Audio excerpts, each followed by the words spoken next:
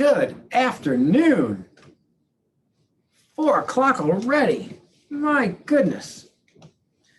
Everybody have a great day? Yep. How are you, Rick? I'm spectacular. If I were any better, I'd be twins.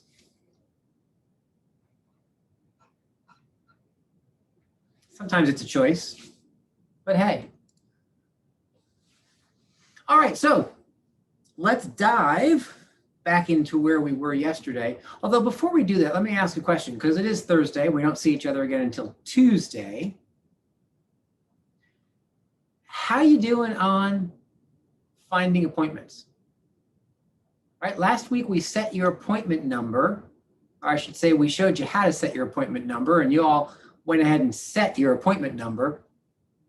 How you doing hitting it? Because it's a week later, so you've got 6 or 7 days under your belt. I got one. Woohoo! Love that.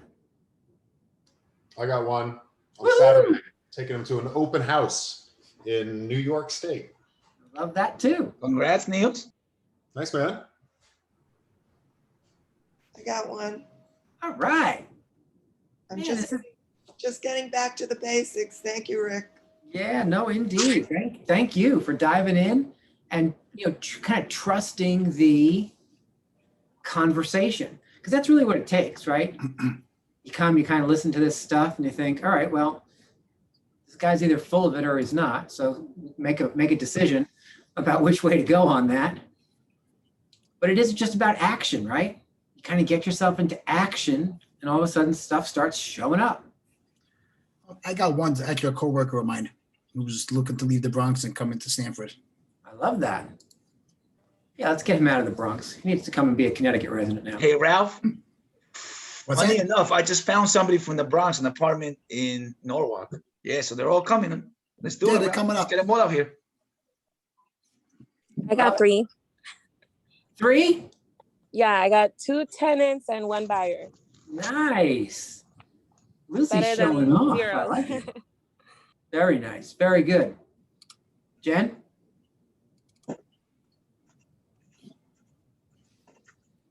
You unmuted for a reason? No? Okay. There we go. Well, that's awesome, right? That's excellent. That's excellent progress, because remember, the whole idea of us spending time together is not just for you to listen to stuff. It's for you to listen to stuff and then go and actually implement this stuff so that you find business, right? Find business. So now that we have, after week number 1, we have all of those people who have appointments. Now it's a race, right? Now it's a race to see who can put a property under agreement first. I challenge you all to that race, right? That means take those appointments and now go sell them something. Either that, or if they're listing appointments, go and list the property. And oh, by the way, if you're going to list the property, let's just make sure it goes under agreement in the first weekend. Interesting, I had a conversation earlier this afternoon with some sellers who are struggling with the price of their property, right? And man, oh man, you really have to struggle to not see the path forward today. Like, you have to really try hard to make it difficult to not see the path. And these folks, they did their best not to see the path, and I don't judge them for it, right? It always comes back to me. If I'm the educator in the room, if I'm the educator on the call, and that was my role on that call, was to allow for them to see information and come to a slightly different conclusion than they had in the past. It is always my challenge to figure out how to communicate differently. And I think by the end, I kind of figured them out and worked it through. But do recognize that sometimes things that it seems so clear and so simple are a whole lot less simple, right? There is a reality that sellers typically behave like sellers. Even when we're sellers, we tend to behave like sellers. I know I did it. The last house I sold when I bought the house that I'm currently in 2003, I decided to be my own listing agent. And I overpriced my property, not by a ton, but by enough that I had like 40 showings in 30 days and no offers. Made just one small adjustment and bam, 2 offers at that new full price. Right? So all it takes is a small adjustment. But again, I needed to step out of my own way. I needed to not be the listing agent. So I handed it to Debbie and said, you know what, clearly I'm doing something incorrectly here because we got no offers. 40 showings, 30 days, no offers, something's wrong. She said, yeah, you're just a smidge wrong. Let's just price point you and tuck you under here. And I hemmed and I hawed and I decided she was wrong, didn't know what she was talking about. She's not on her, she'd tell you I was a pain in the ass. Because even as a real estate agent, when I was the seller, I behaved like a seller, right? And so like a professional, she educated me to the point of having a different understanding.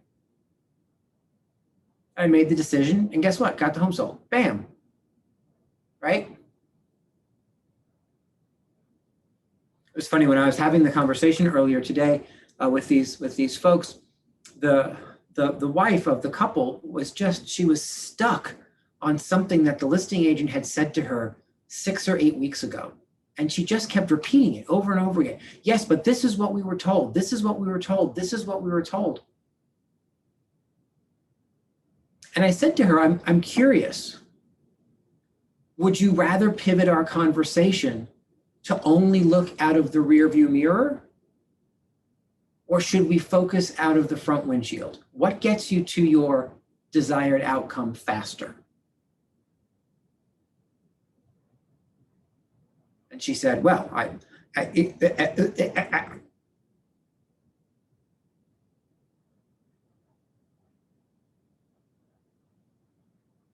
so she clearly didn't want to move off of that topic. So I asked some more questions. I said, it sounds to me like, how come none of you have your cameras on, by the way? We've got some brave souls, but not enough of you. Let's get some cameras going. There we go. I love to see your faces. Don't hide from me. I love it.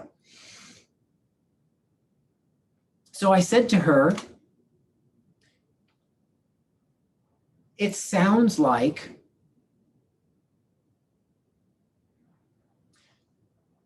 you're kind of stuck. Remember the old LPs, right? When you played a record, these people were old enough to know what I was talking about.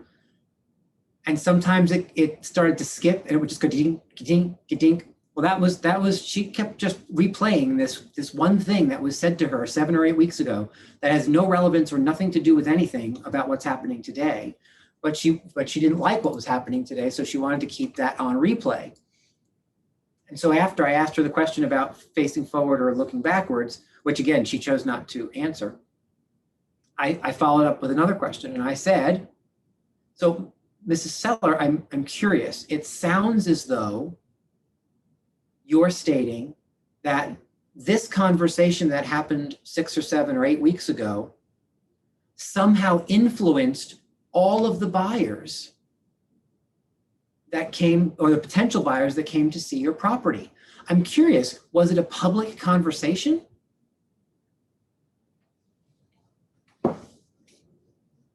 And she said, well, no. I said, well, then I am so sorry to be dense. I certainly don't mean to be. But how then could that conversation have anything to do with the way buyers have been responding to your property based on its positioning in the market? The answer is it absolutely didn't. They were two completely separate things. She was talking about like some trust thing she had instead. So understand what that was a deflection technique, right? Sometimes sellers it's like they all went to the same school, right? They're trained in those deflection techniques. What you have to do is kind of see through that and recognize that that's just the way a seller behaves. And when you recognize that's the way a seller behaves, you're armed with better questions. And so she did choose to answer that question. She said, no, it was not a public conversation. I said, I get it. I understand. So can we agree that the conversation that you're referencing and the reaction to your property in the market are two separate issues? Sometimes you have to help people separate things in their head because she had fused them together. There was no way she could take steps forward to talk about a price reduction to get her home sold because she fused it together with this conversation she had had with the listing agent 7 weeks ago. So I had to help her separate that out. So she said, yes, I agree they are separate. Excellent. So is it okay if we set aside, at least for the moment, the conversation you had 7 weeks ago? Can we come back to that? She said yes. And I literally went like this, like part of the script is my hand movement. We're setting it aside, right? To help them kind of visualize not dealing with this issue anymore. Great. I said, so now what I want to do is just take a moment. Let's all clear our minds. And I sat quiet for 30 seconds. Is it clear? Are you clear? We all good? I'm clear. Okay.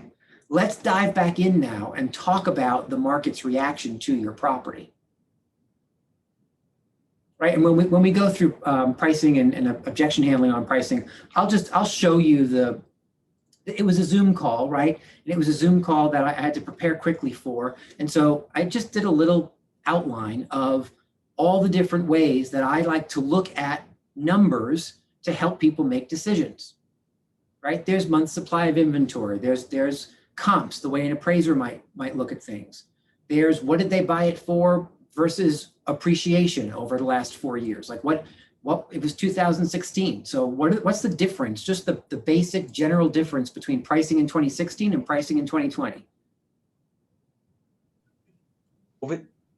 It's hard.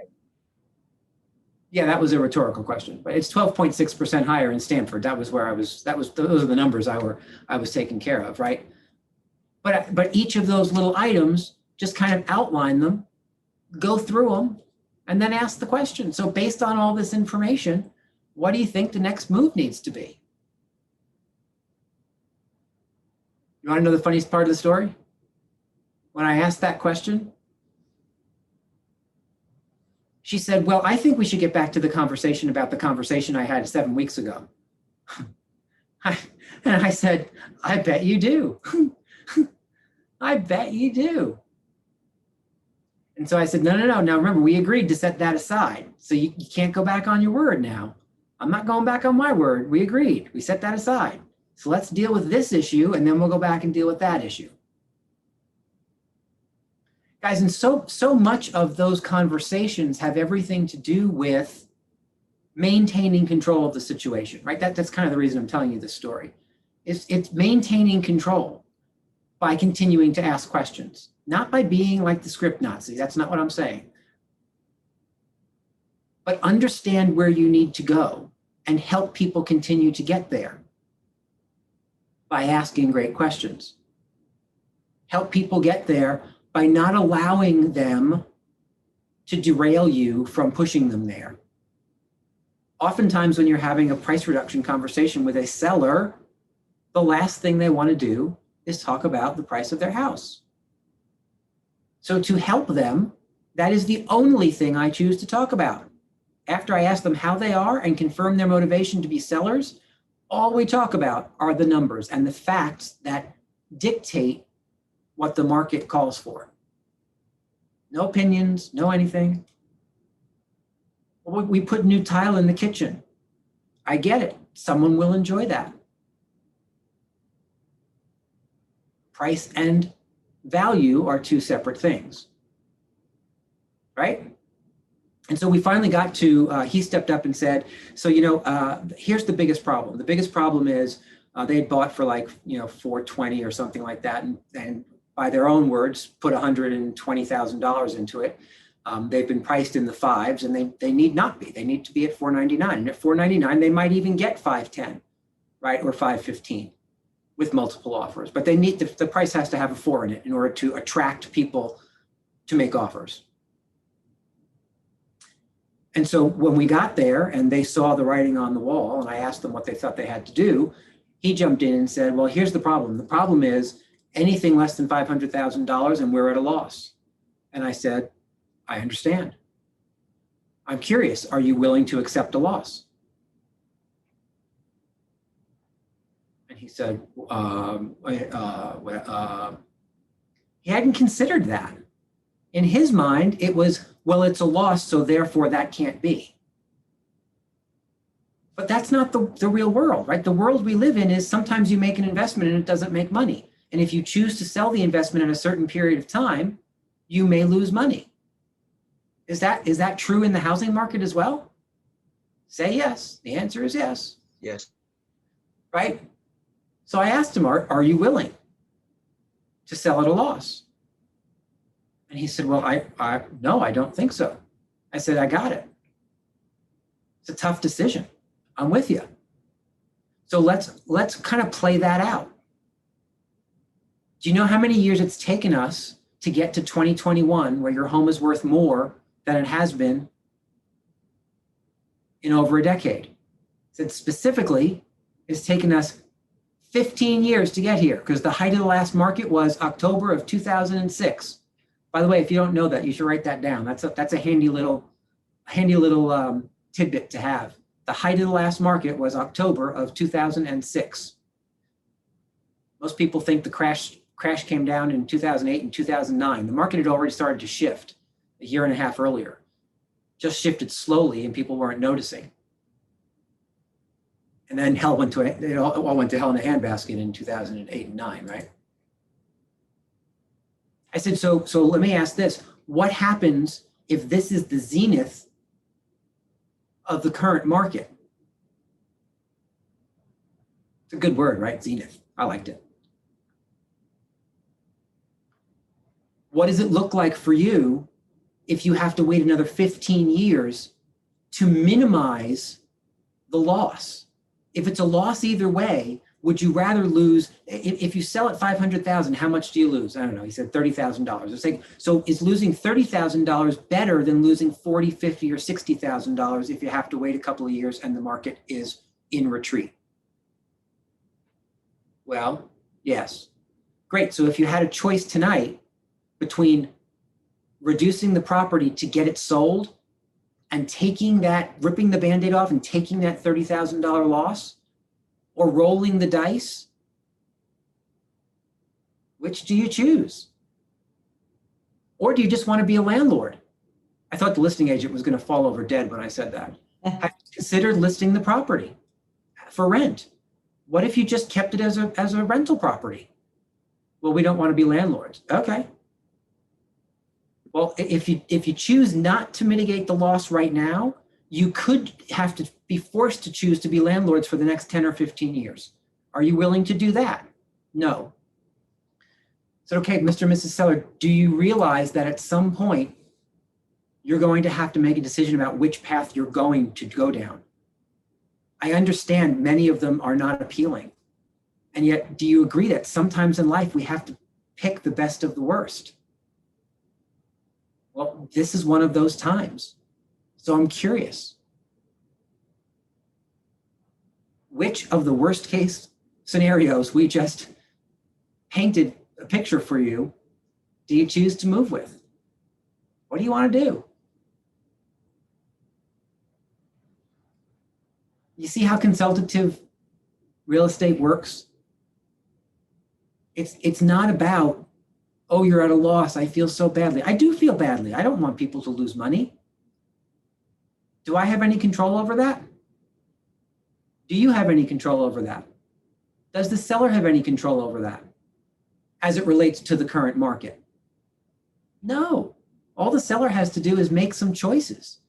I'll either lose money now, potentially lose more money later, or I need to become a landlord. By the way, the house is vacant and they live someplace else, just by the way.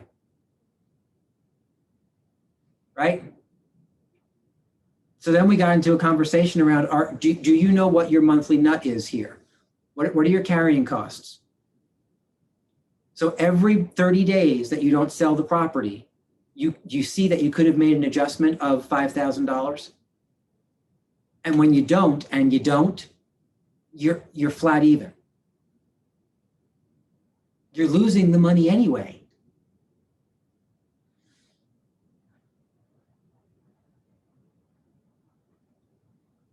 They did not make a decision when I left them. I left them with the listing agent. Unfortunately, I had a hard stop on this one. Usually I will stick around until a decision is made. I had to move on to a different appointment, and so I needed to leave them. My hope is that by the time I finish with you, I will be made aware of their decision and they will make a good decision to get their home sold. Because it's not hard. It's not rocket science. And oh, by the way, that's a script I use all the time. Mr. and Mrs. Seller, can I let you know a little secret? Selling real estate is not rocket science. It's not complicated.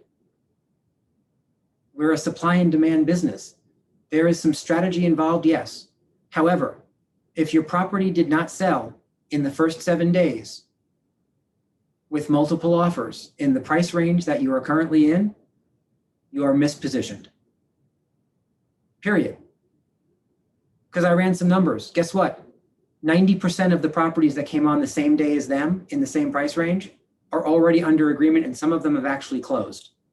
90%.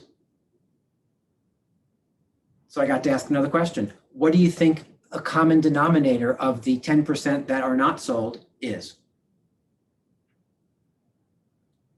Right? You all know the answer. They're all reaching for the stars. Made a mistake in positioning. So let's just adjust it. It's just a number. It's not the last dollar you'll ever earn. Right? So I say all that for one reason, and that is to underscore for you that your job becomes massively simpler if you will hold the line of being objective and holding objective facts up to people's face. Now, for those of you who are objective already, naturally, you have to remember also to be human, right? Because that's what I suffer with. Like I'm banging them between the eyeballs and saying, hey, it is what it is. Just look. And I have to remember to stop every once in a while and say, man, I know how hard this is. Oh, man, I can see the disappointment in your face. I feel for you. I am so sorry. For some of you, that's more natural. And because it's natural for you, you have to practice being more objective. For those of us on the call who are naturally more objective, we have to continue to practice making sure that we interject with some sympathy, empathy, and humanity, right? It's funny because those of you who know who you are, when I said, remember to be human, you knew I was talking to you, right? Because I understand that. I understand it. And the rest of you are like, why wouldn't you ever be human? Like, yeah, well, it's our cross to bear. Allow us to bear it. All right, guys. So we have some source of business to finish up tonight. Yes? And A was 20 minutes ago. B, congratulations on the results, right? You all reported some excellent results in terms of appointment making. And so now I want you to make sure you move on to appointment going on and then contract writing, right? All righty. So we went through a from space discussion of expireds, as well as a for sale by owner strategy and open houses already. Any questions on any of the things that we've discussed already? Going once. Going twice. Did anybody? Actually, Yeah. question. So the only way to get the expires is from the smart MLS, or is there any other ways we can get it? So expired show up on the MLS, yes. And then the question that often follows that is, where do we get the seller's phone numbers, right? And the answer is, for all intents and purposes nowadays, if you are really going to be dialing into expireds, you just need to hire a service and pay for the numbers, right? In the old days, it was a lot simpler because the seller's name and number was on the bottom of every single listing. So when it expired, you just pulled up the listing and called the seller. But now showing time and all that stuff, all the information's kind of gone. What I would say to you is, don't waste the time that it typically takes to find all these numbers without paying a service. Because if you weigh the amount of time it takes and the accuracy with which you will get the numbers, the time you spend is far more expensive than just having a service. If you're really going to be dialing expireds, right? Also, we have we're working on, I should have news for you next week on the opportunity to buy into Cole Realty Resource for an entire year at a ridiculous price. We're working hard right now it's $799, as in $799 for the year for Cole Realty Resource.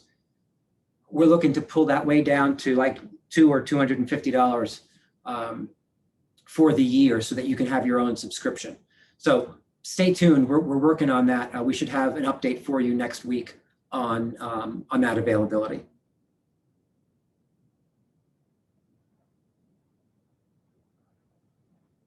All right, so let's move in the direction. Let's do a couple of things. Let's take a break from the three biggies. I want to get back to the 36 Touch program, but I want to jump in and do a couple of small sources of business first.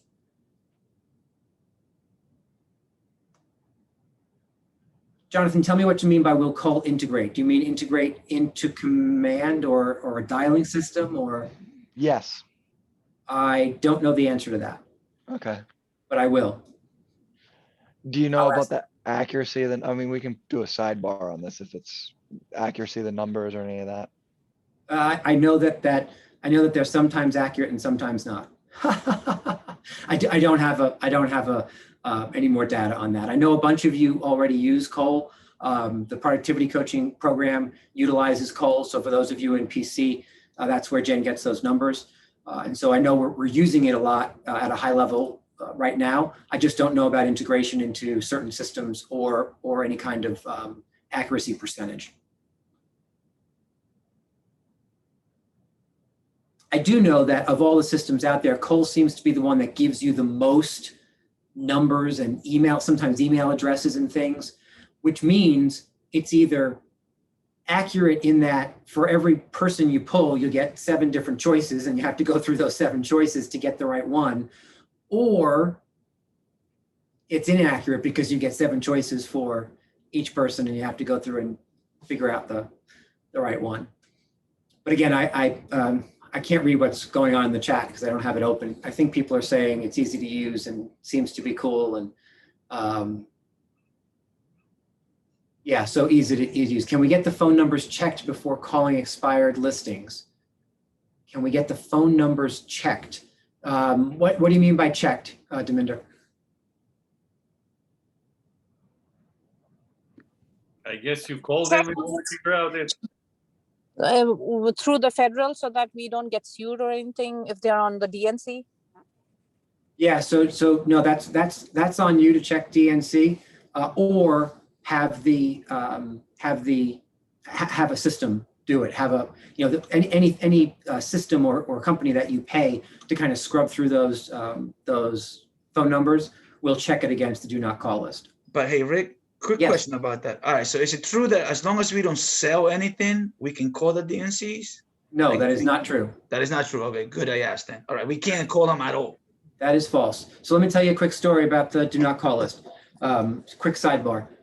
Do not call list is real. It is, they do mean business. The thing that you should know about the do not call list is that you have to make some decisions about how you're going to work within the confines of the do not call list. If in fact something happens, almost anything else you do, if something goes wrong, I'm the one who goes to jail. The do not call list is one of the only exceptions to that rule. Because if you're the one making the dial, it doesn't matter that you're a real estate agent and your license belongs to me as a broker or we're affiliated or all that stuff. The FCC says that you are the one who is responsible, and the fines are hefty. because they mean business. Now, here's what I can tell you. When I put my broker's hat on, I can say very clearly, do not call list is a very real thing. You need to abide by whatever those laws state, which ultimately says if they're on the do not call list, don't call them. A lot of people think, well, I'm not soliciting. I'm just telling you about an open house. I'm doing that. There's all these gray areas. If they're not on the do not call list and they're not in your Met database, because people who know you, I think you can get away with that. If they're on the do not call list and they don't know you, again, my broker's hat on says, just don't call them, call somebody else. I'm going to take my broker's hat off and put my real estate coach hat on, and I'm going to, let's start recording again. All right. So for those of you who are just back, we talked about nothing important. And don't ask any of the other students because they are sworn to secrecy. I never said anything. I said, make sure that you check the do not call list. All right, why are we on do not call list? How did we get here? Anybody remember? All right, Gotta get Of course. listed. let's crawl back. Oh my stars, we have a live mic. There we go. Okay, so let's crawl back to source of business. As I said, I want to get to the 36 touch, but let's do a couple of short ones first. So what do you want to do? You want to talk about geographic farming for 10 minutes? Actually, yes, that would be great. Cool. Robert says so, so we're doing it. So geographic farming, let's discuss a little bit around geographic farming. What is geographic farming? Anybody kind of define that for me? I would say finding a neighborhood that you think you want to either list a house or buy a house or do a comp and. So I love the finding a neighborhood portion of that answer, right? Because it is finding a neighborhood or a group of neighborhoods. Ultimately, geographic farming is you choosing geographically an opportunity for you to market to consistently over time, right? The farming mechanism that we're going to talk most about is direct mail, which, believe it or not, I know it seems like it's like a function of yesterday. It still works. It still works if you do it consistently. Quick little story. About, I don't know, 10 years ago or so, maybe 12 years ago, there was a study done. They picked, you know how out in Colorado, like around Boulder, if you've ever been there, they have those communities that are all built inside of a wall. There's like 400 houses. There's 3 different versions of them. The only thing different is that one has a bigger refrigerator, one has the, you know, the back deck, and one has a patio, but they're all pretty much the same house in a little walled-in community. Well, they chose a community of about 400 houses, and they decided to farm geographically that community for 12 months. And what that meant was they created a postcard campaign, and once a month they sent, you know, John Smith and his postcard into the homes of these 400 people. And at the end of 12 months, they called the 400 people. They asked them 2 questions. The first question they asked was, if you were looking to sell your home tomorrow, who is the realtor you would choose to list your property? About 27 or 29, almost 30%, some number in the high 20s to about 30% answered John Smith. Now, here's what's fascinating about that. John Smith didn't exist, right? They made him up. So it wasn't like he was a real person. He was just a marketing idea for 12 months. Now, I told you they asked 2 questions of all these folks, right? The second question was, hey, before I let you go, can you tell me which realtor sold you your house? And over 20% of respondents said, John Smith. 1 in 5 decided that John Smith had sold them their house. John Smith didn't exist. He wasn't a real estate agent. He wasn't a real person. So what does that tell you? It tells you that that geographic marketing can create opportunity for you because it over time it captures mind share, right? The first thing you have to do is capture mind share. Once you capture mind share, you're now positioned to capture market share. But you've got to do one before you can do the other. Mind share is first, then market share is second. So, what are your opportunities in terms of geographic farming? If any of you have plugged into the new marketing portal that we were training on this week, yesterday, today, and I think tomorrow again at 1 o'clock, what you'll know about that is that particular portal has a geographic farming system built right into it. Right, so if that's something that is of interest to you, go ahead and check that out. People oftentimes ask me, well, how many homes should it entail? To me, it's at least 200. Why at least 200? Anybody know? Because it reaches more than 100. Return on your investment, return on the percentage. What is it? Yeah, so both of those answers would be true, and not where where it's headed. 200 minimally, simply because you get bulk rate mailing prices. It just costs less money, right? If you have at least 200 and you're doing it monthly, you will pay less in postage because you can send it bulk. Also, you can buy stamps off eBay. Or stamps off eBay. I love that. But make Okay. sure they're real first. So don't buy a big batch.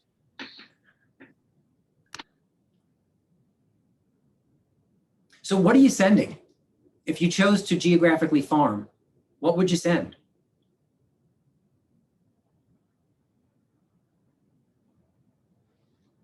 Postcards.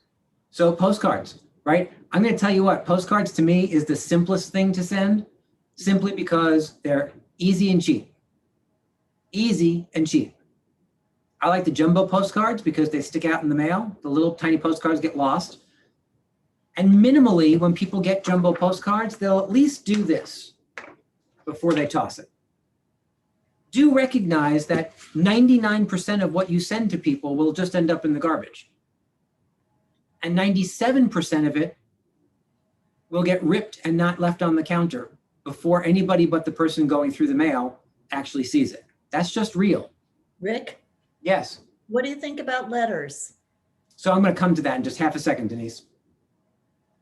So the jumbo postcard, I think if you're going postcards, go jumbo, make it simple, make sure that it's about real estate.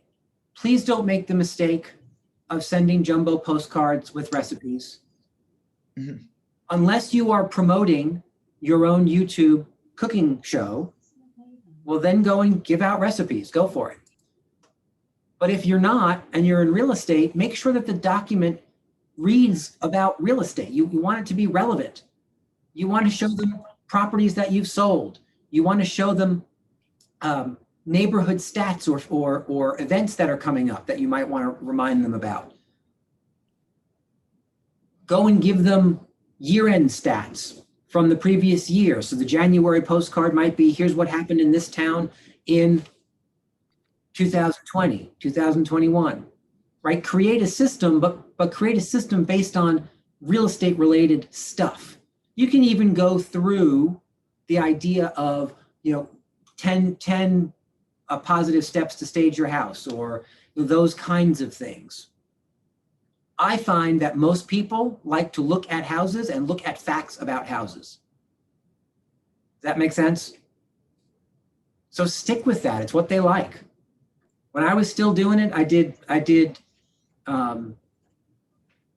every single month. It was, look what Rick did the previous month, right? The title of the postcard was Rick Did It Again. And I just put pictures of all the houses that I sold, and there was some stats on the back. If you too want results, like all these people got results, call me.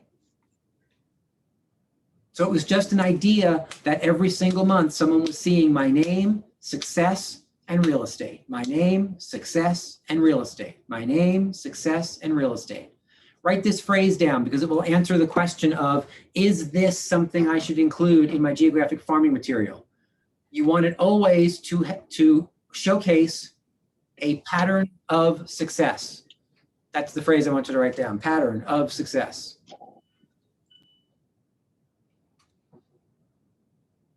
Does it tell someone that you create results in the field of your choice? Does it tell someone that you are the expert? One of the best ways, by the way, I know how to do that is to have the card say, hi, call me, I'm the expert. Right? I mean, marketing doesn't have to be hard.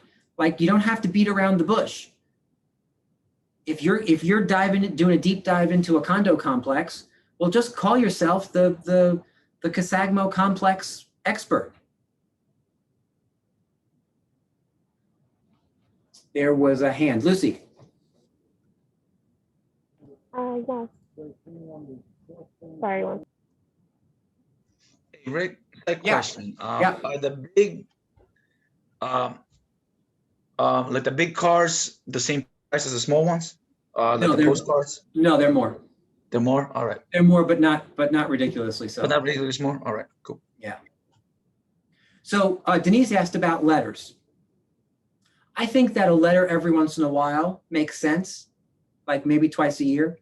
I would stick with, the problem with letters is this. Unless you're willing to hand address the letters, most of them are not going to get open. Right? You know how you go through your mail. If it's not from someone you know and it doesn't look like a bill or a check, it gets ripped in half before I even open it and thrown in the trash. So letters, if they are hand addressed, should get opened. Hand addressing 200 or 400, letters is kind of a big task, right?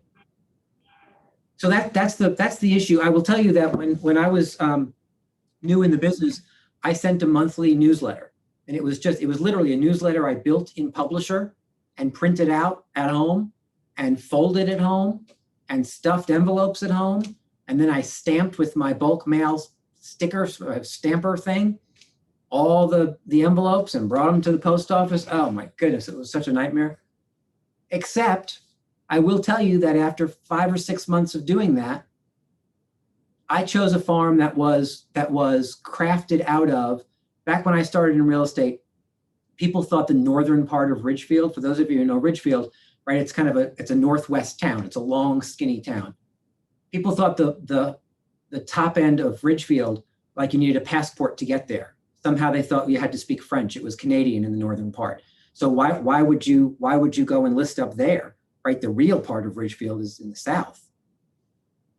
That's all changed since I started. And yet back then that was the case. So nobody was paying attention to the properties up there. And there were, half the town was up there. So I chose all of that, plus, by the way, all the busy streets.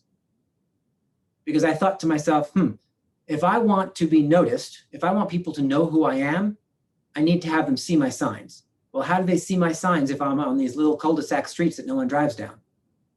So I started to farm an area in North Ridgefield that I thought I could have more to myself than perhaps other parts, because people thought that was too far north, and the busy streets. Because just from walking around the office and going to open houses, I would hear people talk and people would think, oh, that's on a busy street. My goodness. Why do I want that? Like, why do you want that? Because everybody sees your sign. I didn't understand why that seemed like such a bad idea. So I purposely started farming those busy streets. What's my point? 5 or 6 months in, I get a phone call, and Christine, I'm going to get there in just a second. I get a phone call from Alicia Perez, who lived on Hussars Camp Place up in North Ridgefield. And she called me and said, hi, I wondered if you could come over and list my house. And I said, absolutely. I can be there in an hour. Would that be helpful? And she said, sure. So I went over, I kind of pulled up the information on the thing, and I thought, oh, like, this is a big house. Oh. And so then I drove up there and I pulled in and I thought, oh, it's a really big house. That was my first, wasn't my first listing, but it was my first $1 million+ listing And in 1999, $1 million plus was a lot of money. It's still a lot of money today, but it was even more back in 1999. And so I walked in and we had a conversation, and I took out my listing stuff and we listed the property for $1,199,000. And as I was kind of cleaning up, I said to her, so Alicia, I'm curious, what made you call me today?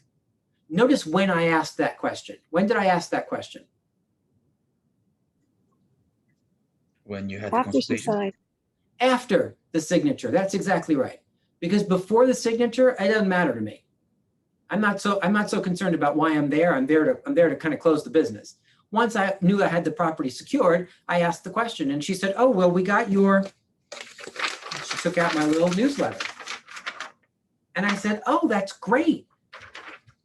Have you been receiving that for a number of months? And she said, I'm not really sure. I think so, but we certainly got it, yesterday in the mail. And I said, that's excellent. Has it been helpful to you? And she said, no, not really. And I said, oh,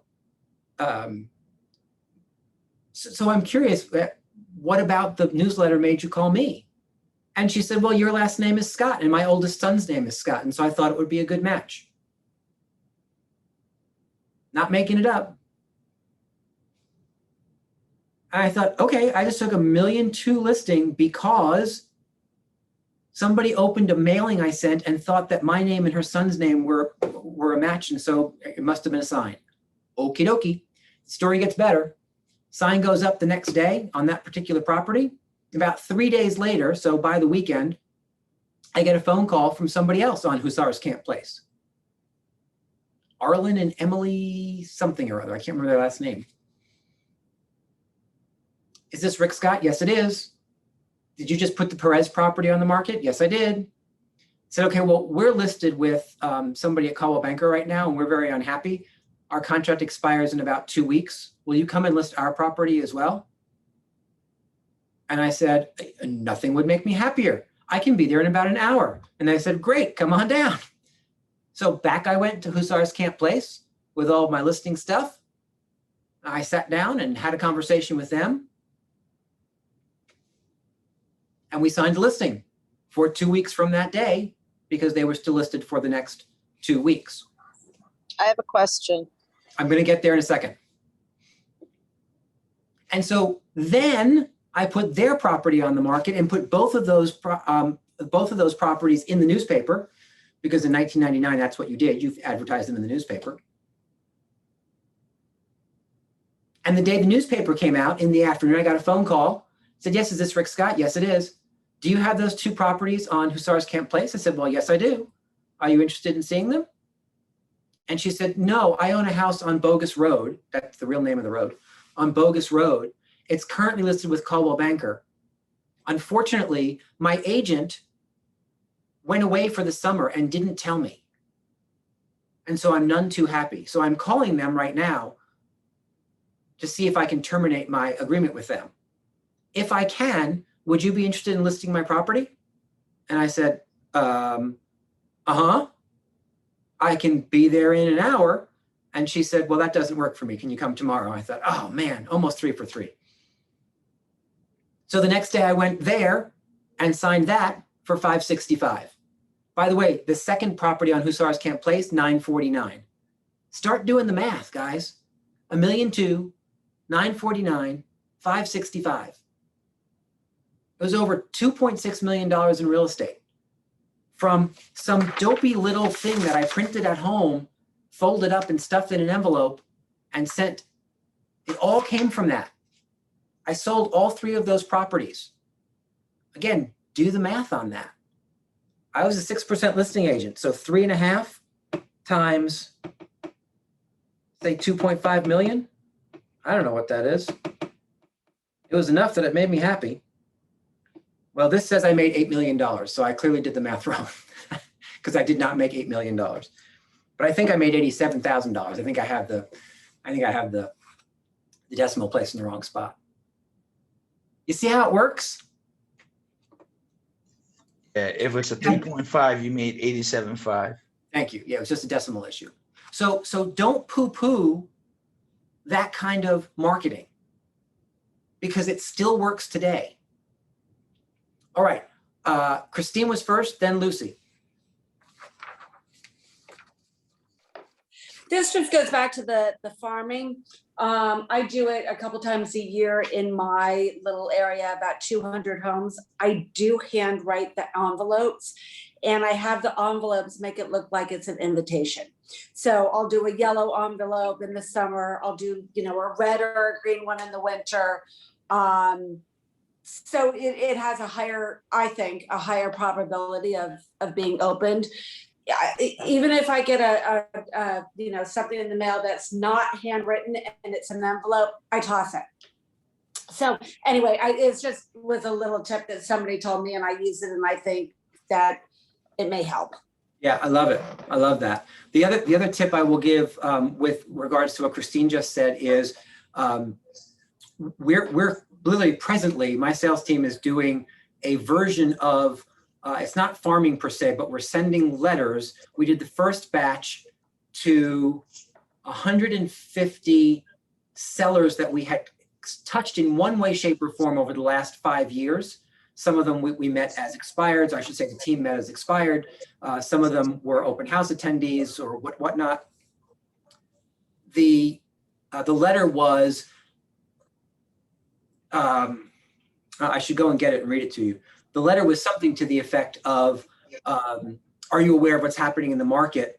Your home may be worth substantially more than you think. Could you use an extra 10, 20, 50, $100,000? Call me to see what makes sense. So Debbie got 2 appointments from that. It went out last night. By 10 o'clock this morning, she already had 2 appointments set for the weekend, listing appointments.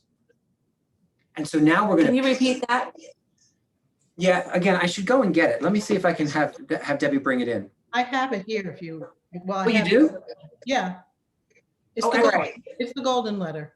Yes. Okay, yeah, from Pivot. Yeah, could you read it, Donna? Yeah, it says, "Dear," put in the name. "We'd like to ask you a favor. As you may have heard, the real estate market is hot. Interest rates are low and there is heavy buyer demand for homes. The challenge is that there are not enough homes listed for sale for all of the buyers looking. In fact, we're working with a number of buyers that we're struggling to find homes for. So here's our favor. Who do you know who might be thinking of moving in the next 30 to 90 days? Would you introduce us? We may have a buyer ready to pay top dollar for their home. Feel free to email me with your name and phone number. We'll be sure to take great care of them. And if you do not know of anyone now, please keep your ears open. When you do hear of someone looking to sell, please give us a call. It will help us to help a number of families looking for their next home. We always appreciate you and are grateful. We are friends. Sincerely." There you go. Yeah. Right. So we're taking that and pivoting it to strangers, right? We're gonna customize that letter and start mailing it to certain neighborhoods to search for more listing opportunities. And that the letter Donna read, the golden letter, does not give, doesn't offer out kind of the carrot that I like, which is, could you use an extra $50,000 in your pocket, right? So we're customizing that letter a bit to be more appealing and put a dollar amount in there or something. That's just, you just use it as a template. and Yeah, use it. absolutely, right? It's a foundation. Right. So now we're going to be doing, so when we do that, that's going to be handwritten. And I love the colored envelope idea because it makes it look fancy and pretty, and maybe someone will open it. But I'll tell you what, that's another lead generation tool from a farming perspective. You take a farming idea, that golden letter went out via email to our first 150 people. It's now going to start going out to condo complexes and certain neighborhoods, right, where we might have buyers or there might be opportunity for us. Okay, Lucy, and then Alex, and then Donna. Okay, yes, I'll be quick. So I bought a few advertising things for myself for my neighborhood because I saw that there's like no signs for sale. So my question was, am I allowed to go to their properties and hang it on the doorknob? Because it's for the doorknob that has like low inventory and my business card. Yes, unless the community, either the municipality, like the town or the city, or that particular condo complex or neighborhood has some specific rule against solicitation via kind of door knocking or walking around, you can go and hang things on the door. You can't put things in mailboxes. Can't talk and. Hold on. You can't put things in mailboxes. However, you can put things on, use the door hangers. Again, just know that there might be certain condo complexes or certain specific, gated neighborhoods or private communities that have some sort of rules against that. Sometimes it's hard to figure that out until someone calls and says, you can't be doing this. And then again, you have a really powerful "I'm sorry" script, and then just skip that community the next time. Alex. Hey, Rick, side question. What are the rules on door knocking? Is there any type of rules or? Again, it varies town by town, municipality by municipality, neighborhood by neighborhood, complex by complex. So you have to check with the town first, and then the complex or the community that you're thinking of door knocking before you get. Generally speaking, no, in most areas, but in some areas there are rules against door-to-door solicitation. So when you say check with the town, you go to town hall. Town hall will have that answer for you, or Yeah, call 311. Call zoning. Call the zoning department at the municipality. Start there. Call zoning. Okay, thank you. Right. And in some, Bogdan's saying in some municipalities, you need a permit to do it. And that is true. Alex, you had a question before.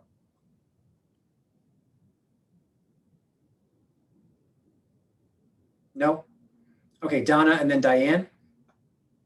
Oh, I just wanted to share with the letter. I did adapt it as well. I sent an email out to my database. I sent postcards out around my geo farm. But as a listing agent, I had a listing in a particular area and we had multiple offers. So I adapted the letter and said, I do have, a lot of people missed out on this house and they're still looking. Are you available? Now, here's the interesting thing.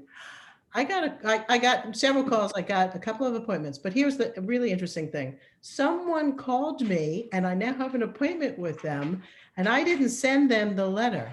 Someone who received the letter passed it forward. Love it. Love it. Right? That's awesome. Diane. Yeah, I had hold on one second.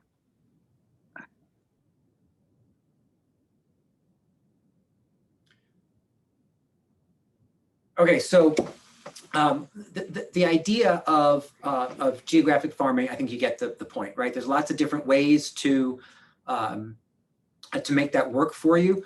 The message I wanted to send tonight is don't count it out. Don't believe that mailers to a community is too old-fashioned or doesn't work. It takes some time. It can take 6 to 12 months to start getting results.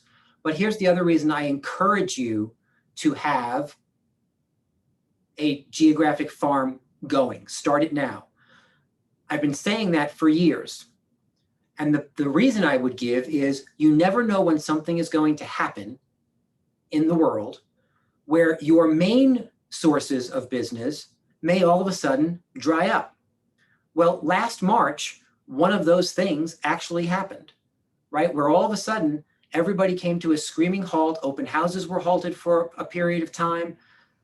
People pulled back in the database because people were freaking out, and right? There was a whole lot of fear of the unknown that put a halt on a number of people's lead generation sources. That's not the time to decide to go to your backup or start a backup. Let me restate that. That's not the time to go and start a backup farm. If you had that going for 6, 12, 24 months, you now have a backup to go to say, you know what, these sources are drying up. I can get a little heavier on the farming and reach out and talk to the farm, right? So always be preparing your next opportunity for.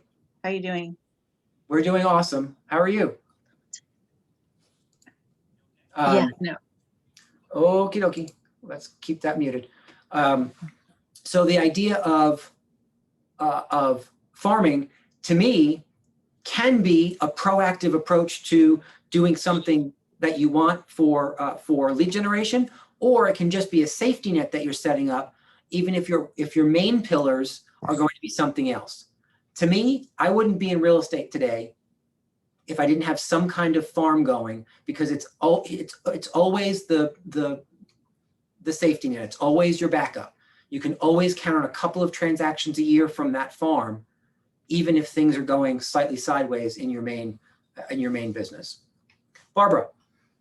This last week, I was, getting really frustrated because I have a lot of buyers and I've taken them to see a lot of properties and they weren't able to get the house or whatever. So what I decided to do is I called my buyers and I asked them, in all the houses we've seen in the neighborhoods we've been to, where would they like to live? So they gave me some areas and I farmed those this whole week. I sent out so many postcards and took down so many addresses and just, let those neighborhoods know that I have somebody who would really love to live in their neighborhood. I mean, honestly, have somebody who really wants to live in that neighborhood, because I thought that would be a good way to farm. At least gives me some direction in terms of, something that's really specific, whether it be a condominium complex or a neighborhood with little houses. But I thought I'd go where my buyers that haven't been able to find something want to be. Love it.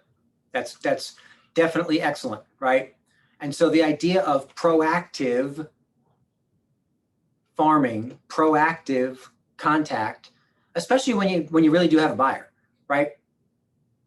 The other thing I used to do is when I saw a sign go up in a neighborhood that I was farming, I would then make calls to the rest of that neighborhood to say, hey, I'm sure you noticed, regardless of whose sign it was, I'm sure you noticed that 123 Main Street just came on the market. Wanted to give you a little background on the property. It's on the market for $575 and has a updated kitchen and a great back deck with a pool. Hey, I'm curious, who do you know that might want to live in your neighborhood? Right. So now I'm contacting neighbors to see if I can find buyers for a property that just came on in that community, because it's a community I farm. So I want to be on at least one side of the transaction, if at all possible.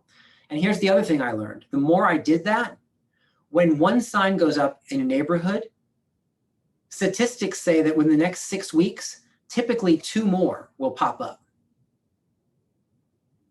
Now, why would that happen? Sometimes it's because somebody puts a house on the market and the neighbors say, did you see how much George and Maria put their house on the market for? Holy crap, can we get that much money for our house? Maybe we should call a real estate agent.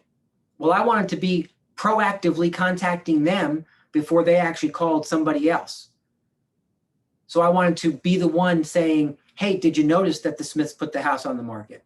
Yes, we did, as a matter of fact. How much is that on for? Wow. Is that what our neighborhood is worth now? Great question. I'm so glad I called today. It sounds like we have a lot to talk about. Hey, listen, why don't we just spend 20 or 30 minutes going through the numbers and how they relate to your property? I have time later today at 5:30 or maybe 6:30, which works best for you, right? Again, you just pivot into appointment setting scripts. That's all that is. You've heard me say it a million times in the last couple of days. It's just a simple appointment setting script with an alternative close. Give them 2 different times, pick one. Or somebody puts a sign up and the neighborhood most neighborhoods kind of churn every couple of years, right? It's like that 5 to 10, maybe 7 to 12 year churn where people move in, they raise kids, and then all of a sudden 15, 20 years later, they move out. Well, oftentimes that happens en masse, right? So in some neighborhoods, a whole bunch of people moved in at the same time. Maybe it's newer housing. Maybe it was just that next wave. And so when one of them decides to go, the other ones notice and say, you know what, they're leaving. Maybe we should leave too. Maybe we should downsize. Maybe we should get out of the cold. And then all of a sudden there's a couple more opportunities. So I always loved when somebody would pop up a sign, even if it wasn't me, if one of my competitors would put up a sign in an area I farmed, that gave me an opportunity to get really busy on the phones, dialing through the rest of my farm area to either find a buyer for their listing or see if they were interested in perhaps putting their home on the market. So lots of different ways you can utilize your farm. Do you see how all of these conversations have one thing in common? They are strategic, right? I hope you're connecting those dots. The best ideas that we've put on the table in the last couple of days, they are strategic plans, not just willy-nilly, hey, let's do postcards here and then, no, let's do postcards here to make sure you have a safety net for your business, and then monitor what goes on in those farms, and then proactively start making call arounds when you or someone else lists a property in those farms, because it could turn into more opportunity, right? You see, that's all strategy, building on on itself. Whew. What did Via Williams say this morning? The one thing she noticed by interviewing all these top agents, they have a system to do what? Create a 2-to-1 ratio, right? Create a 2-to-1 ratio. And that is, for every listing you put on, do you get at least another piece of business or two? Anything else on geofarming? Please note that you can, it doesn't have to be geographic farming. You can do other types of farming. You could do demographic farming. Maybe you're going to find all of the senior citizens, right? So you can usually purchase lists or find lists of people over 65. Boy, the closer and closer I get to that, that seems weird to say 65 and senior citizen. Yikes. I think I'm going to stop saying that from now on. Call them super citizens. How's that? And then you could farm to them. Maybe you're going to farm to a certain price point. So you could skew things out by assessment, right? Generally speaking, anything $1 million or over is going to be assessed at around 700,000 or so. So you do a search based in the MLS based on any property in this community or this town assessed for 700 or over. And that would skew down a list of $1 million properties or above. So if you're going to target that, you could farm $1 million properties or above. Right? You see how that works? You could decide that you're going to farm renters in a community because they might turn into first-time home buyers, right? So now you just kind of search for any non-owner occupied property and send to my friends at 123 Main Street. You know the owner doesn't live there because you can do a search in the MLS for non-owner occupied and then churn up a list of renters. Maybe you want to also figure out how to create a list and send to the tax address for the non-owner occupieds because you want to contact all of the landlords. In the last 14 months, have landlords haven't had an easy go in most places? Right? They have not. If there's been issues with people losing jobs and people not paying rent, there's also eviction moratoriums in place. So some landlords have been in a bad way. They may decide, you know what, I don't like this thing anymore. I don't want this property anymore. So you can farm them.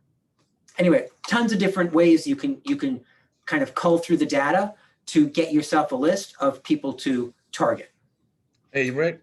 Yes. Quick side question. When you say farm, the best way to farm, you think for certain things, I'm sure it's different things, but MLS, or do you think the best thing is to pay a service and just not waste time trying to farm, trying to pick it or filter people?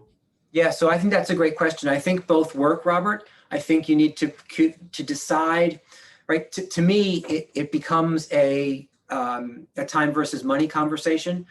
Like, what is that dollar per hour opportunity for you? Right? Do you know what your time is worth? Right? I've done the math in my world. I know what my time is worth. Right? My time is worth, depending on the activity, my time is worth between $350 and $750 an hour. And so when I try to make decisions on how I'm going to spend my time, someone says, "Can you do this?" or "Will you do that?" I look at that and say, okay, that's an investment of an hour or two of mine. That's potentially $1,500. It's $1,000 of time, right? So I'm very clear about how I spend my time, and I convert it all into what it costs me. And so when you start to figure those numbers out, that answers that question, I think, more easily. Because if it takes you 3 hours to prep a list it might be worth those 3 hours if the idea is you'd have to pay $1,500 for the list. Right? If your hourly rate is anything less than $500 and you're going to spend 3 hours, well, then it's a wash. You see what I mean? And the other way I'll answer that is this. If you have money to invest in your business, I encourage you to utilize smaller leverage points like that instead of being busy doing the work yourself. I think what people who are able to grow and are on the path, the trajectory of growth would tell you is growth happens faster when you don't do everything yourself. Right? The second you bring leverage into your world and start having other people show up, things just happen faster. And sometimes that come at a cost. But let's remember, we're business owners, right? You're not just in real estate. You own a real estate firm, even if it's just you. So it's a small real estate firm, but you still own a real estate firm. Being a business owner sometimes costs money. You just have to make sure it's a valid. You're trading time for, money for time. You're not just throwing it away. If that helps. All right. That's a perfect answer. Denise, how do you get phone numbers for your farm area? Is there a service you use to streamline the research process? So the service I would say is that Cole Realty resource, the one I mentioned earlier, right? So again, look for next week for some more information on getting Cole for a reasonable amount of money. There are a lot of other services that you can utilize. I just throw out Cole because we happen to be working with them right now. But if you want other ones, go to Google and type in, how do I get real estate related numbers? And they'll give you a bunch of opportunities. Or look up dialer systems, right? Real estate related dialer systems. Oftentimes you get numbers from dialer systems like Mojo or Land Voice or other places. All right. Rick, yeah. And how does that work? Do they charge by numbers, by package? I'm sure they all work different ways, but how do they make it work? They do all work different ways. So I would encourage you to have conversations with them. With them more? Yeah, because I don't have that information per se, especially for each of them. Rick?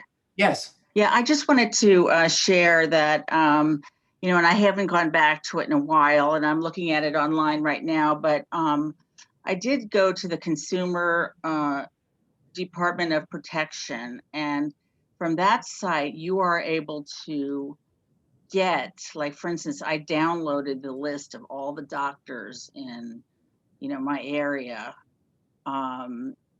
because they are licensed, and they, that information is available. So I got all of their addresses. I didn't get their email addresses, but I'm not sure. I have to go back because it's been a couple of years. It just occurred to me, just talking about this, that there is another venue to go to get information. Maybe people that might be high profile in their industry. So I'll have to look into it again to see how I got that information. But there is another resource. Yeah, it's a great idea. Right? You get to go to the DCP, and if you're looking for a certain type of licensee, I'm pretty sure you get home address or the address that it's usually home address, but some sort of address to reach them. I don't think you get phone number or email there, and yet you go to the DCP. So just Google verify license, Connecticut Department of Consumer Protection. Go to Google, type in verify license, Connecticut Department of Consumer Protection, and it will bring you to the verify license tool. That's where you can check your own license, and you can check your licenses with anybody else who holds a license through DCP in the state of Connecticut. Great idea. I want to add one thing, just it's kind of funny. So I do write a lot of handwritten cards, and I decided I was going to do like an old-fashioned wax seal on the back of my cards. And so here I am last night burning the wax, onto the back of the card. And I was, getting ready to stamp it. And it takes a lot of work to do that. And I wouldn't recommend it. So don't ever do that. But you can buy wax steel stickers. So Yeah, if you want to have a little personalization, it's just fun. Something fun to do. Love it. Yeah, stand out, right?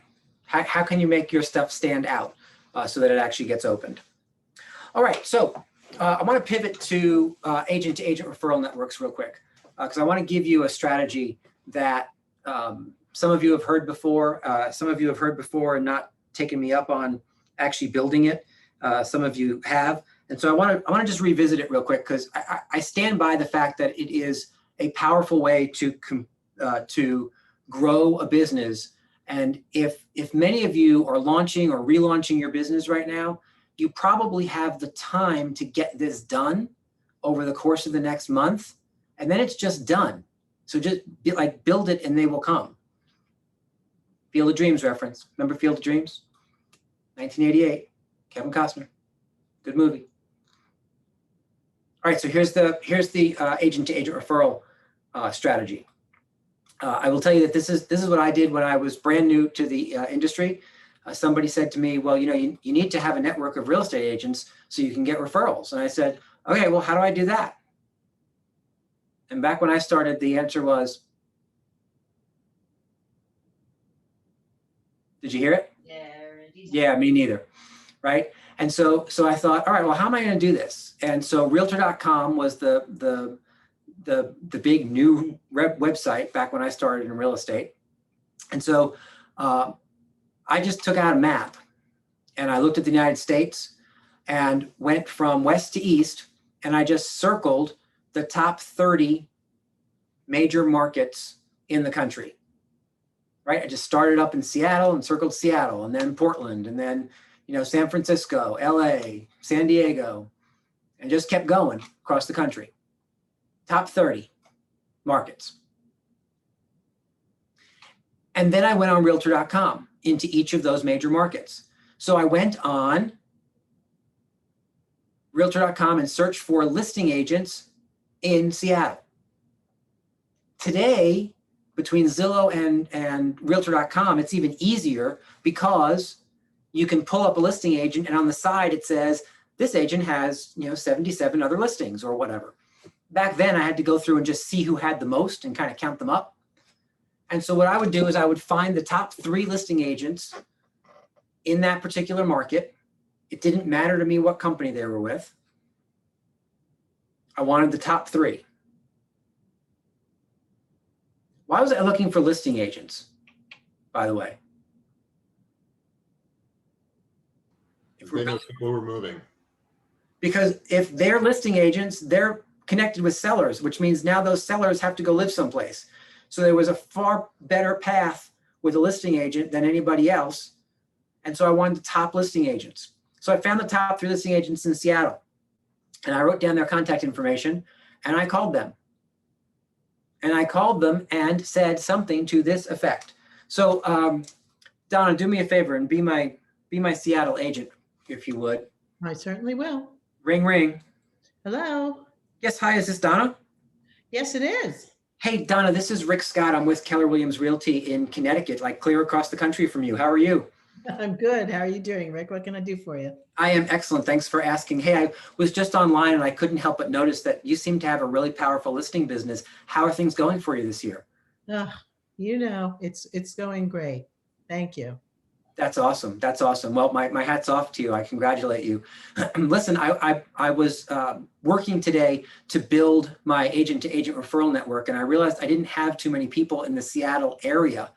I wondered, would it be okay if I had any outbound buyers or sellers to send to you in Seattle? Would you be willing to accept that business? Oh, that would be fantastic. Yeah, we've got a great team. We'll take great care of them. Ah, that is awesome. That is awesome. So here's what I'm going to do. I'm going to, when we finish this call, I'm going to shoot you a quick email. I just want to verify your email address is X. I'll send you an email with my contact information. And if you wouldn't mind, I'm just going to kind of put you on a drip system so that you don't forget about me in Connecticut, and I will make sure not to forget about you out in Seattle. Does that sound like a good plan? That sounds perfect. I love that. Excellent. Well, thank you so much for taking my call. Oh, hey, Donna, one quick thing before I let you go. Yeah. Do you have at least 2 agents in the state of Connecticut that you refer business to when you have outbound business from Seattle? Oh, boy, you know, that's a good question. I'm not sure that we do. Ah, excellent. So would it be okay if I filled one of those slots? That'd be great. I would love that. No, I totally, I appreciate the effort. Yeah. Awesome, awesome, awesome. Well, thank you so much for considering that. Again, like I said, I wanted to really just take time and congratulate you on your business and see if we can maybe do some business in the future. I will get you that follow-up email as quickly as I can. And I thank you so much for taking my call today. Have a great one. My pleasure. Thank you, Rick. Thanks. Bye-bye. That's a pretty easy call, don't you think? Anybody who couldn't do that?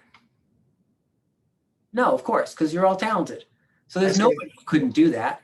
I just gotta get so much better at asking questions. You're so good at asking questions. Like it's. You know why?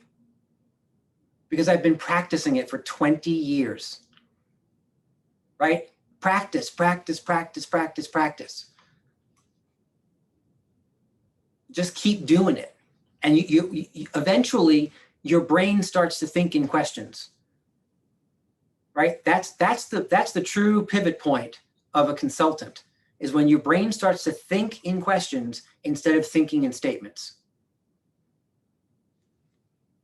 So here's what you do. I finished Donna, that was number 1. I call the other 2 in Seattle, have the same conversation.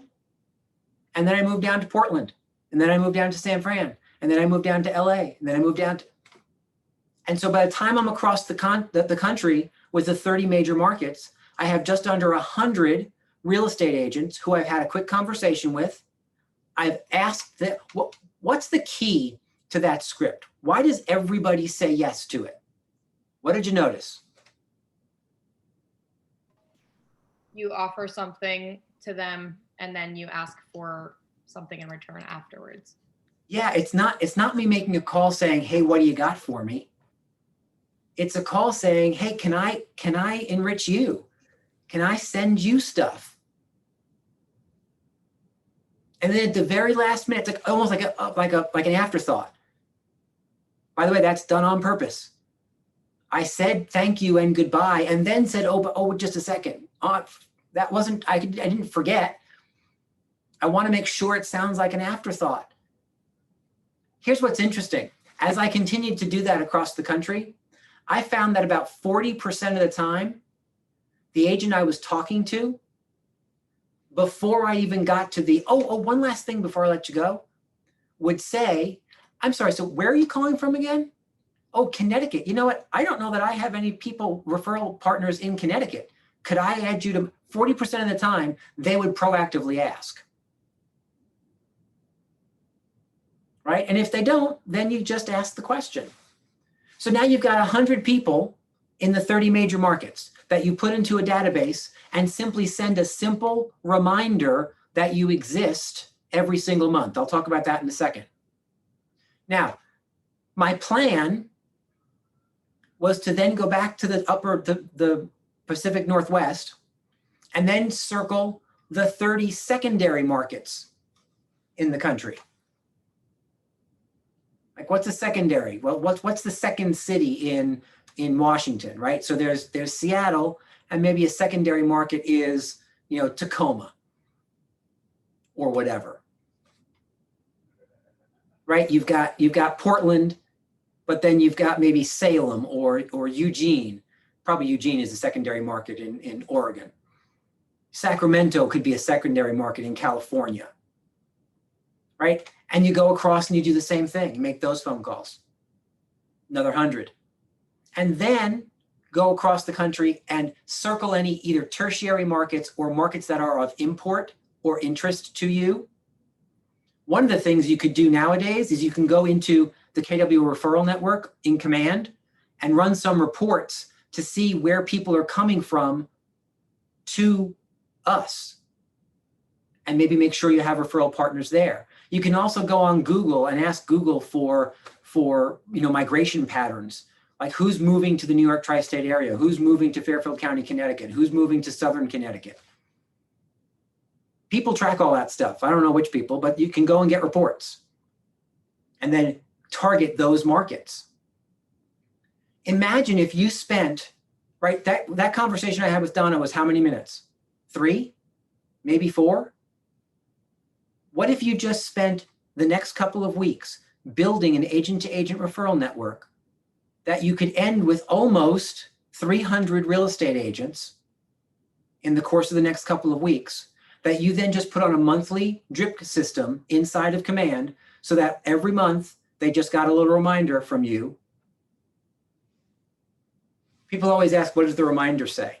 It almost doesn't matter because most people won't open it. The important part of your reminder is that it comes from your name, and in the subject line, it says referral, real estate, and Connecticut. Here's how I know it works. I apparently know someone named Michelle Edwards. I don't remember meeting Michelle Edwards. I don't remember ever actually speaking to her, but clearly she and I met a long time ago, probably at one of my first KW national events. And she took my information and put it into her database. And every single month for 12 years, I received an email from Michelle Edwards. What did she used to send? I have absolutely no idea because I never opened it. But every month, like clockwork, in my email, something from Michelle Edwards would arrive. And it would arrive saying, happy holidays or happy spring or whatever seasonality it was from your North Carolina real estate referral source. And it was from Michelle Edwards. So over time, my brain just got trained that Michelle Edwards equals North Carolina real estate. Like I said, I don't remember ever meeting her. I didn't have a big conversation with her. Right? And so here's the fun part of the story. About 13 years, so about 4 or 5 years ago, 13 years after she started dripping me, someone in one of the offices came to me and said, hey, Rick, I have a referral I need to send. Do you know anybody down in North Carolina? And before the word Carolina was out of her mouth, I said, oh, Michelle Edwards. Because she was just there. She had captured mind share for me. Over month after month after month, tap, tap, tap, tap, tap. And she said, oh, my, so Michelle Edwards, like, where is she in North Carolina? And I said, I have no idea. Great question. Where do you need her to be? She said, well, my people are moving to Raleigh-Durham. I said, all right, let's go on and check out where she specializes in. Well, she happens to specialize in Raleigh-Durham. So that agent made a referral down to Michelle Edwards, who sold these people a $500,000 house and sent our agent back a referral. 13 years later, she's making money from putting me in her database. Do you see how it works? If you don't have one of those databases churning referral opportunities, don't be surprised when you don't receive referral opportunities from across the country. People don't know who you are just because you're in real estate, right? It doesn't work that way. You've got to take a proactive approach and make sure they know who you are. So my challenge to you is this. Spend the next 4 weeks and create a 300-person database built of real estate agents across the country. Because I can tell you, I stopped at 100. I didn't do this the second round through and the third round through, to be transparent with you. And the reason I didn't do it is because my business started to grow more quickly than I expected it to. So I started to get busy and I just never got back to it. I think to myself how much I left on the table by not completing it. So minimally do the 100, because I would get at least 2 transactions a year for the first couple of years, and that turned into more like 3 or 4 transactions a year as I built that database over time. So don't underestimate the power of simply setting up a strategic system for referrals. That way it's not, you're not just hoping that somebody chooses you in the KW referral network. As I said the other day, you can write this down again, hope is not a strategy. Denise. Do you have any suggestions on setting up an international referral network? I would do it the same. I would do it the same. I might start the international referral network via email and then follow up with some phone calls. Or maybe not, maybe do the exact same thing. I mean, it depends. Do you speak the language? If you speak the language, right, then go for it. If not, maybe start with an email and vet people who you can have conversations with. But I think I would do the same kind of thing. I would figure out, if you're looking for people in France, I would figure out how to find listing agents in France. I'm not 100% sure I know the answer to that, right? I'm sure there's some version of some national portal that advertises French properties, right? I know I'm on all the second home sites all the time, right? Looking in Southern Italy or Costa del Sol or the south of France, just in case. So I'm sure there's more residential sites as well. So you have to just kind of do a little research in those countries. If it's a country that KW Worldwide is in, which is now 51 countries, you may be able to reach out to an actual person. I would go to kwworldwide.com. I think that's the site. And you can kind of click through and see who's where in what countries. There are some countries that actually have market centers and agents. There are others that are about to launch, but you can find connection points there and ask local questions about how you would find those people. If there's market centers in those countries, you could certainly run the roster and just start connecting with KW agents in those 51 countries. But I think I would do it the exact same way. Have the same kind of conversation, right? Build a database and then just touch that database every single month. Do me a favor, don't send the database like local market stats. They don't care. It's not relevant to them. Don't do that. Send just checking in. Hey, how's it going? You know, happy whatever. Do seasonal type stuff. Do more generic type stuff. Maybe do fun stuff. But don't set them up on the same thing that your database gets, because referral agents don't like that. Whew. Sound like a plan? Good one? No? Yes? Maybe? Sounds like a great plan. Excellent. So I have to just verify. Hi, period. Are you using the main Zoom room, question mark? There's a career night tonight, and so we may have to be out of here 5 or 10 minutes early. I'm just verifying that. Our team leaders are starting to nudge me, so I have a feeling that it is in the same room. So knowing people will arrive a little early, we'll let them in, and then we'll end a little early and allow them their fun. Let me just verify that. Okay. It's from 6 on this number. Yeah, from 6. Yeah, I know it starts at 6. It is on this Zoom room. Okay. All right. So a couple of other opportunities that I want to just review with you. The first is orphans. Let's talk a little bit about orphans. How many of you have a valid in-place orphan program, just by a quick show of hands? So a couple of you. I don't even know what it is. How many of you have no idea what an orphan program actually is? That will be me. Right. So an orphan program is this. Orphans, by definition, are the buyers of your listings. The buyers of your listings. So you put a property on the market, you're the listing agent, you connect and service the seller. Somebody else from Coldwell Banker brings the buyer.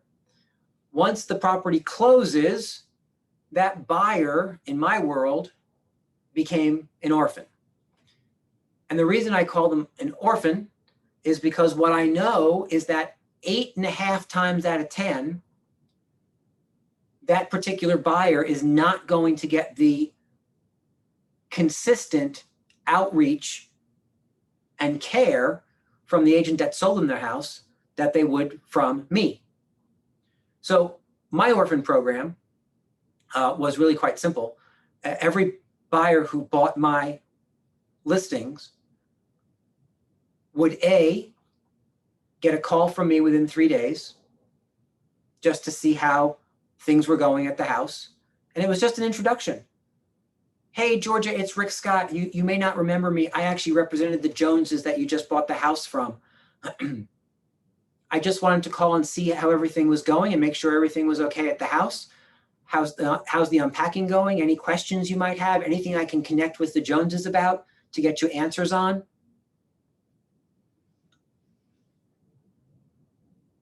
Simple little check-in phone call, right? And so that's within 3 days. And then the second touch was within the first week.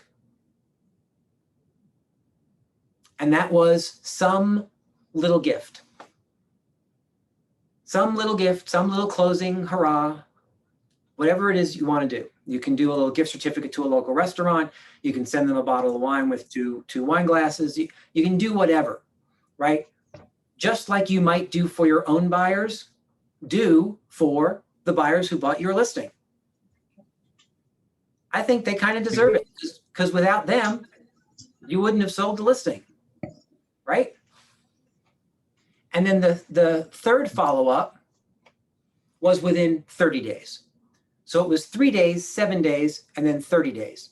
So we're gonna make a phone call and check in on them, then give them a little gift. And then within that first month, we're going to have another outreach just to check in one more time. Hey, it's been 30 days since your closing. Just wanted to make sure everything was going okay. I know sometimes after a month you have questions or concerns pop up. I just wanted to check in and see, make sure everything was going okay, and if there's anything I can do for you. It's the end of April, so I know the lawn's going to start to get a little long. Do you have valid contacts for a landscaper? Or maybe it's December. Hey, you know what? We're probably going to start to get snow soon. Do you have a contact person for someone to plow your driveway? Right? Whatever it is, you're just offering some assistance. And then after the 3-day, 7-day, and 30-day contact period, they just went into my database as Met database people. So now I'm 36 touching them throughout the whole year.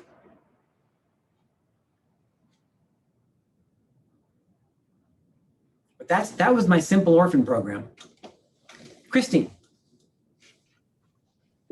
I love the orphan program, by the way.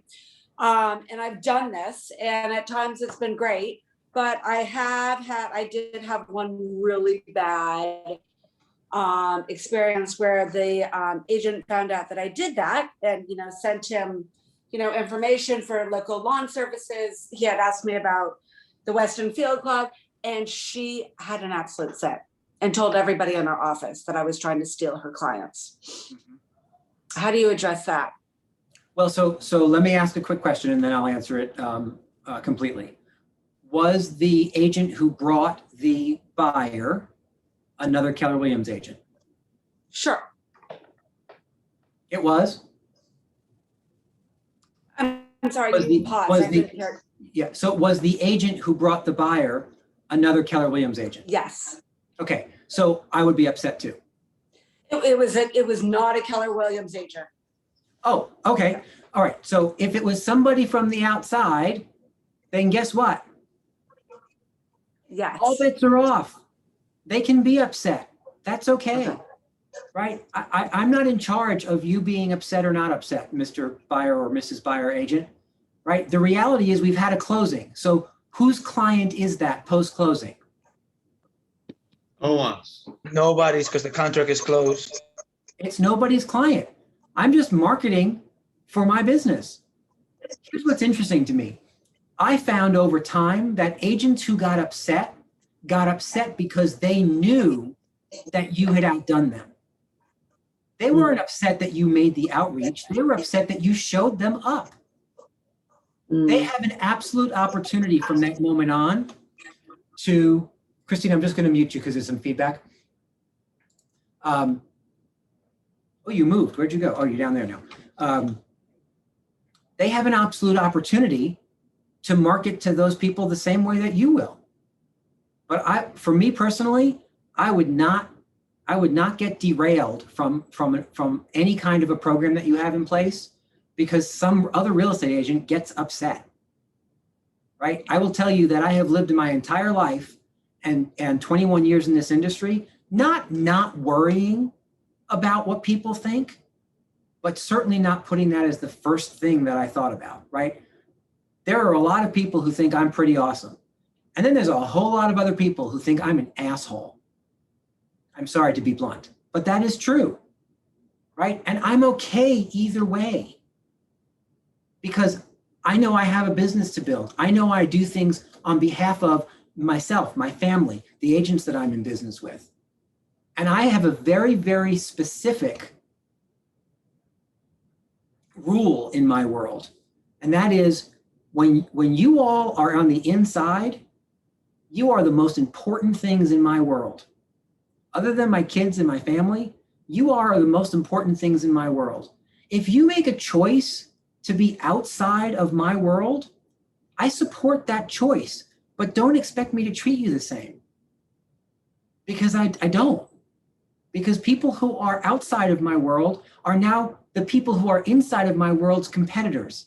And because I care so much about each of you, that by default means I just simply care a little less about everybody on the outside. And I'm just telling you like it is. Maybe some of you are thinking, oh my goodness, I think I'm not coming back. I can't believe he just said that. Guys, that's just business. I'm just telling you the way it is, right? And there's this thing that we sometimes get distracted by. And I'm just going to push it out there. And that is that reputation is everything. I don't disagree that you need to monitor your reputation. Just recognize that it's not necessarily the reputation that you have to cultivate with the one competitor. After all the things that you did and all the times you did an orphan program, the one competitor who got bent out of shape that you did that. I'm not building my career off of that one person's level of upset. Because like I said, the only reason that person's upset is because you showed him up. I think Christine went away. Hey, Rick. Yeah. Question on that. Where do we find these orphanage phone numbers? Is it from the contracts that we get, or the MLS, or? Nope, not the MLS. It'll be typically contract, it's all in the contract information, right? Perfect. All right. On the contract, and if you don't have a phone number, then show up. Have that first thing be a knock, knock, knock. Oh wow! Hey, Oh wow! just wanted to stop by and see how things were going. All right, and technically, once they sell the house, the contract is done, right? So we're not overstepping on people's toes or anything, right? That is correct. All right, good to know. That is correct. Again, there are some of you who will think this is a terrible idea. And the good news is we live in America. So you get to have that opinion. You get to have the idea that this is a terrible idea and you don't want to step on anybody's toes and you won't do it. I will tell you, it was a massive lead generator for me. I would list the same properties over and over and over again because I would list the property once and then I would adopt the orphan. And then when they were ready to sell, they would call me, not the agent who sold them the house. And so I'd list it again. I think on my sales team, I think Debbie's record is 5 times, 5 flips, because we have these orphan programs in place. She just keeps getting the listing and getting the listing and getting the listing and getting the listing. And what that tells me is that our industry, right? You don't need me to tell you this. You have NAR telling you. The industry is terrible at follow-up. 88%, NAR statistic, 88% of people say that they would use their real estate agent again after they purchase a home to go ahead and sell the house or buy another house. Do you know what percentage actually do? 12. 88% say they would, 12% actually do. If that's not opportunity, I don't know what is. So I want you to remember, this is not a popularity contest. It's a business. You're business owners. That doesn't mean behave poorly. It doesn't mean do things that are unethical. Follow the rules. Creating an orphan program is not crossing the line. It's just smart business. Take it for what it is. All I can tell you is that I've made a lot of money over the years on adopting orphans. And here's why I'm so passionate about it. What I know is that those people will get better service if they choose me than one of my competitors. And I believe that about the business that I run. And so I don't want them to make a mistake. I don't want them to choose somebody else and have a bad experience. I'd rather just kind of adopt them from the start and go from there. Make sense? Any other questions on that?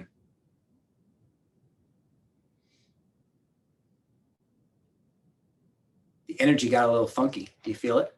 Now, Rick, a question on that. Would it be convenient to do it if it wasn't your, like if you just start to like farm houses just sold and call them being like, hey, you just bought a house, do you need anything? Since if you weren't in the transaction from the beginning, would it be convenient? Have you ever heard about that? Just calling people that just bought a house being like, hey, I just see you just bought a house, did you need anything? Like in case your agent didn't tell you or anything like that? It's an interesting idea. I think it's less powerful than adopting somebody on the other side of the transaction. And it's certainly far colder. And yet, if you're farming and then dialing to the farm and that house just happens to be in the farm, you're kind of doing the same thing anyway. I don't know that I would make that necessarily a strategy or a target. Because again, the whole power of the orphan program is you're at least a known entity, right? You had something to do with these people's experience, and so that's what gives you the leg up. Otherwise, you're just Joe anybody on the outside. So it's just far colder. I'm not saying don't do it. I'm just saying expect the results to be less stellar than adopting orphans when they're your own listing folks. All right, guys, so we are going to, we're going to close down a little early, but I'm not going to close the room. So if you are not staying for career night, if you're just joined us and you're here for career night, hang tight. Ignite students, if you want to kind of exit, and we'll see you on Tuesday. Before you go, remember, you have another week now to hit that appointment number. So if you didn't hit your appointment number this week, add the differential onto this coming week, and let's see if we can't get you caught up by next Thursday. We'll talk that through. I'm going to send tomorrow the seller scripts. So I want you to work on them over the weekend. Just review them, just kind of read them through. Tuesday, we're going to start with 36 Touch, do a little social media, and then dive into the seller scripts, and we're going to do our seller unit Tuesday, Wednesday, Thursday. We will be done with sellers by Thursday, including the listing consultation and a pricing conversation. So there you have it. Thank you for your time and efforts. I always appreciate you. Have a great night. Again, if you are here for the career night, please hang tight. Your hosts will be here shortly. For everybody else, exit stage left. Night, guys.